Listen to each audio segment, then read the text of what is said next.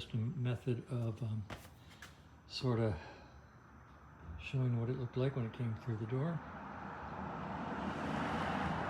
1973 Triumph 750 TR7. A pretty complete motorcycle. Ugly exhaust. Could be fixed up, we'll see. Side panels and covers are there. Single concentric. No grab rail. Under seat wiring is a mess. I'm sure it's got points in it, and the original rectifier, which we will change out. Rectifier comes out and electronic ignition goes on. All new tires, tubes. Rebuild the front hydraulic system, master cylinder all the way down to the caliper, including new hoses. And check and make sure that the rear. Get it running, get it as safe as reasonably possible.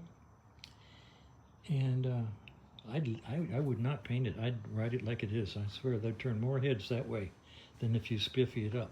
If you spiffy it up, it's just another Triumph.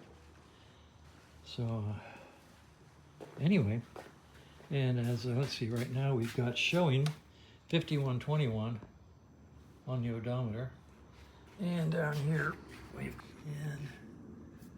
we'll check the frame number later.